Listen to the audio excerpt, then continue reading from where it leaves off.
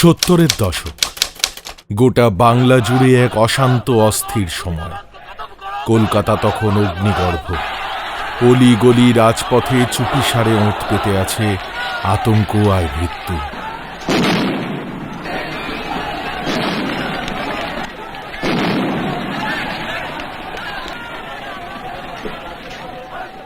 আর ঠিক তখনই কলকাতা থেকে একটু দূরে একদা ওলন্দাজ উপনিবেশ চুঁচুড়াতে দুই যুবক যুবতী একে অপরকে ভালোবেসে দেখছিল নতুন স্বপ্ন। ভ্যান গগের তুলির রং স্পর্শ করেছিল তাদের যৌবন। বসন্তের বজ্র নির্ঘোষের অন্তরালে বাসন্তী রং আর পলাশের পাপড়ির স্পর্শ রাঙিয়ে দিয়েছিল তাদের হৃদয় চুপিসারে।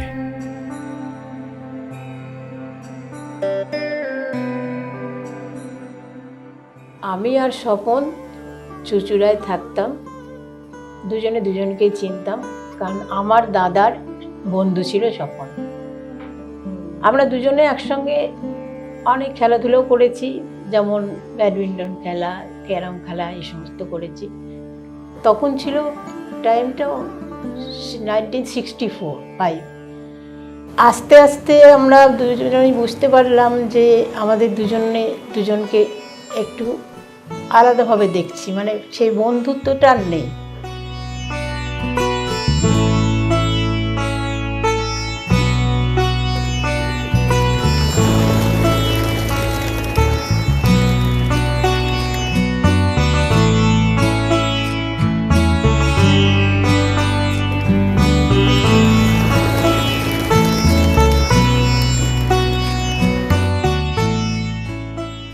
ভালোবাসা মানে কি শুধুই কাছে আসা? ভালোবাসা আর একটা সোনালী স্বপ্ন? ভালোবাসা মানে কি গোলাপের কার্পেটে পা ডুবিয়ে হেঁটে চলা? না, একেবারেই নয়। আমাদের এই গল্পেও রয়েছে বিরহ, রয়েছে মন কেমন, রয়েছে ভালোবাসার মানুষটির জন্য রাত জেগে অপেক্ষা করা, আকাশের নক্ষত্রলোককে সাক্ষী রেখে। বিরহেই তো আসলে ভালোবাসার মাধুর্য প্রকাশ পায়, বোঝা যায় সম্পর্কের টান, তাই না? স্বপনের উচ্চ মাধ্যমিক পাশ হয়ে গেল, আমি তখন ক্লাস 9-এ পড়ি। উচ্চ মাধ্যমিক পাশ করে স্বপন বিএসসি জয়েন করলো, বিএসসি পাশ করলো, আর আমি এদিকে হাই সেকেন্ডারি পাশ করলাম শ্রীরামপুর কলেজ থেকে। শ্রীরামপুর কলেজ থেকে। আর আমি উইমেন্স কলেজ থেকে পাশ করলাম। পাশ করার পর আমি গ্র্যাজুয়েশন করছিলাম উইমেন্স কলেজে, আর স্বপন তখন একটা চাকরি পেল ক্যালকাটা পুলিশ সার্জেন্ট হিসেবে। আর আমি গ্র্যাজুয়েশন করার পর দিদির বাড়ি চলে যাই, কারণ তখন আমাদের দুজনের মধ্যে যে রিলেশনটা এসে গিয়েছিল, মানে ভালোবাসার সম্পর্কটা যে এসেছিল, সেটা বাড়িতে সবাই জেনে ফেলেছিল। যার জন্য আমাকে টাটানগরে পাঠিয়ে দেয়। সেখানে আমি 1 বছর প্রায় ছিলাম। গল্পের নায়িকা যখন দূরে, অনেক দূরে, গল্পের নায়ক তখন মননে চিন্তনে তাকে লিখে চলেছে একের পর এক প্রেমপত্র, গোপনে নিভৃতে। কোনো এক অজানা মেঘদূত হয়েছে বার্তাবাহক।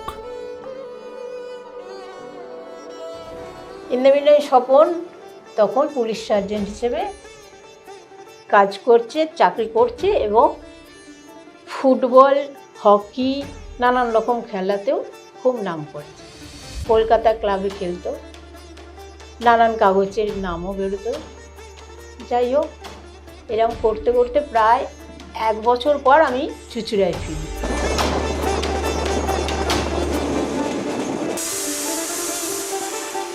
তখন 1974 আগস্ট মাস হবে। সেই সময় আমি আর স্বপন একদিন দুজনে ঠিক করি যে কলকাতায় গিয়ে রেজিস্ট্রি করব। রেজিস্ট্রি করি। স্বপনের 2 সার্জেন্ট বন্ধু, আর দীপক আর হিমাদ্রি 2 বন্ধু মিলে। আর আমার দিক থেকে তো কেউই ছিল না, আমার তখন কোনো বন্ধু বান্ধব বা বাড়ি কেউই ছিল না, আমি একাই গিয়েছিলাম। এই 4 জনে মিলে আমাদের রেজিস্ট্রেশনটা হয়। হওয়ার পর একটা রেস্টুরেন্টে খাওয়া দাওয়া কিছু করে আমি খুব তাড়াতাড়ি বাড়ি চলে আসি, কারণ বাড়িতে কেউ জানতো না। যাই হোক, ফেরার পরও আমাদের 74 থেকে 75 সাল 1 বছর কেটে যায়। তারপর 75-এ আমার বড় দিদি আর স্বপনের বড় পিসি দুজনে মিলে উদ্যোগ নিয়ে আমাদের বিয়েটা ব্যবস্থা করে, সোশ্যাল ম্যারেজের ব্যবস্থা করে। সোশ্যাল ম্যারেজটা হয় 20শে ফেব্রুয়ারি 1975।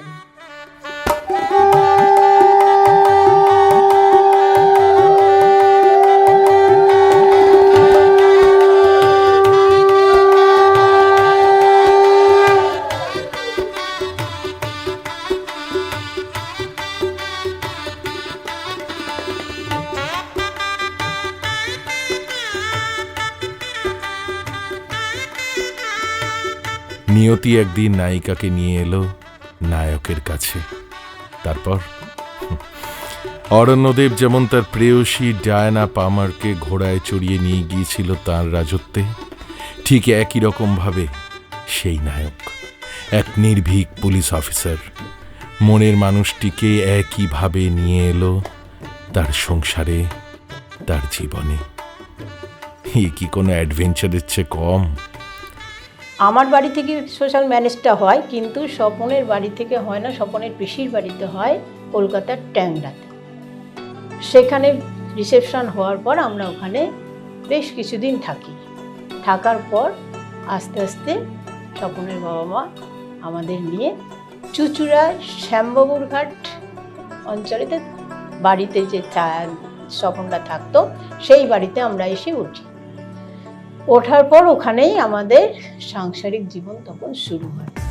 সেই বাড়িতে তখন ছিল বাবা মা, স্বপনের ভাই বোন সুবীর, সুমিতা, আমরা দুজনে, এই কয়েকজন মিলে থাকতে শুরু করি। একটা একান্নবর্তী পরিবার ছিল তখন। দেখতে দেখতে পথ চলতে চলতে কেটে গেল 5টি দশক একসাথে, 1975 থেকে 2025। কত কিছু গিয়েছে এই সময়ে। রাজ্য স্তরে ভালো হকি খেলার সুবাদে পুলিশের চাকরি জীবনে এনেছিল স্থিতি, কিন্তু একই সঙ্গে চাকরির ব্যস্ততার ফলে সন্তানদের সময় সেভাবে চাইলেই দিতে পারেনি সে। রাজ্যে রাজনৈতিক অস্থিরতা, সামাজিক অবক্ষয়, সরকার বদল, মহানায়ক উত্তম কুমারের অকাল প্রয়াণ, প্রধানমন্ত্রী ইন্দিরা গান্ধীর আকস্মিক হত্যা, বিজন সেতু হত্যাকাণ্ডের মতো একের পর এক ঘটনা, আর সেই সঙ্গে নানা সামাজিক সমস্যার সাথে আর 5 জন নির্ভীক পুলিশকর্মীর মতো সেও কর্তব্যরত ছিল সর্বদা। আর আমাদের গল্পের নায়িকা সংসার সাজিয়ে তোলার ভার মাথা পেতে নিয়েছিল। সংসার আর সম্পর্ক কি একা একা চলে?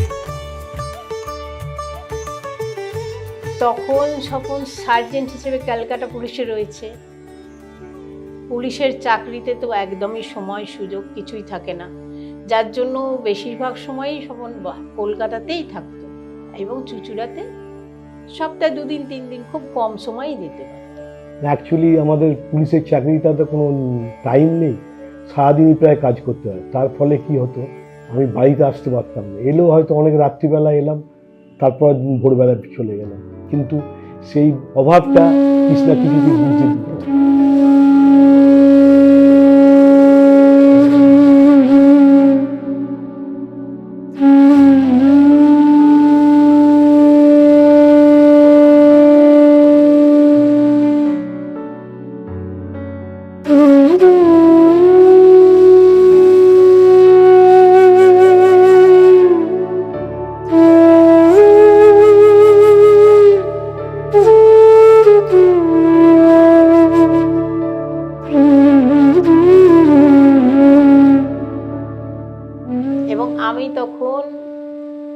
ভাবলাম যে স্বপন যখন নেই তখন এই টাইমটা কিভাবে টাইমটা পাস করব, এই চিন্তা করে আমি বিএডে ভর্তি হলাম।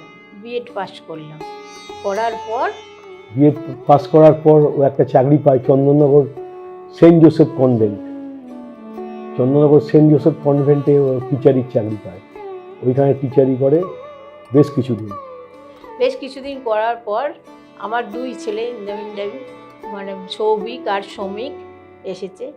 2জনেই প্রায় 5 বছরের ছোট বড়।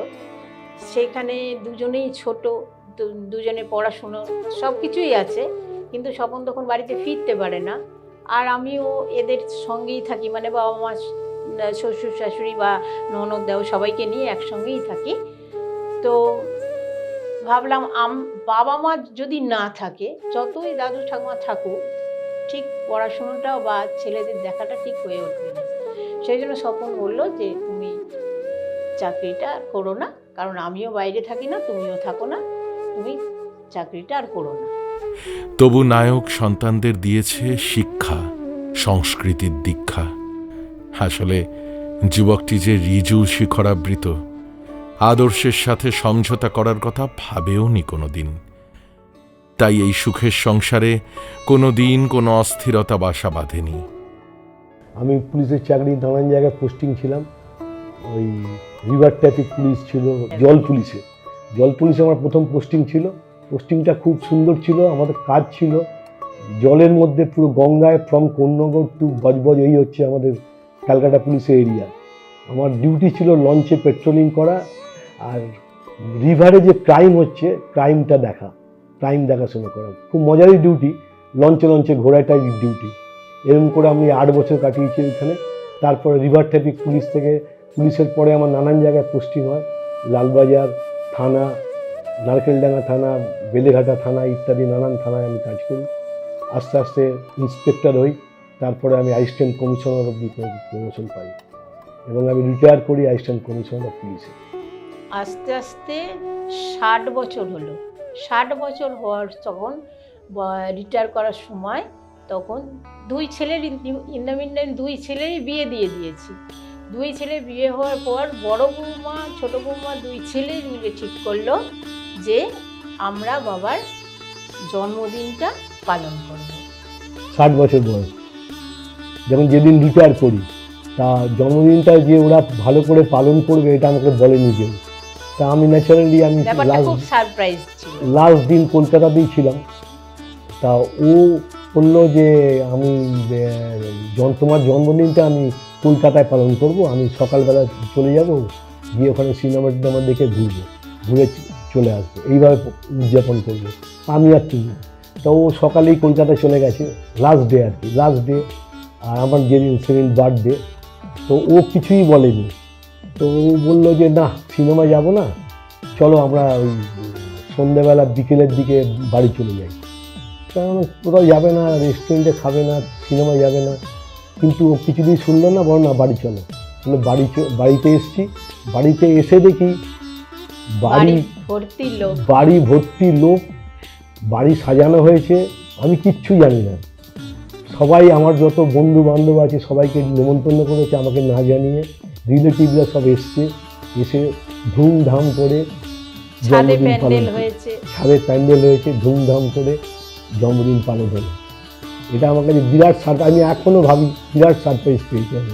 ওখান থেকে রিটায়ার করার পর স্বপন আবার সিএসসি যায়, ক্যালকাটা ইলেকট্রিক সাপ্লাই আমি আবার জয়েন করি। রিটায়ারের পরের দিন জয়েন করি, ওখানে আবার 12 বছর চাকরি করি, 12 ইয়ার্স চাকরি করে এই লাস্ট পুজোর সময় আমি রিজাইন দিয়ে চলে আসি। সময় পার হয়ে যায়, পাল্টে যায় চারপাশ, কিন্তু বয়স সে কি বাড়ে? একেবারেই না। তাই তো ফুরোয় না গল্প, ফুরোয় না ভালোবাসা। গোলাপের সদ্য স্নাত পাপড়িগুলো আজও সেই একই রকম টাটকা।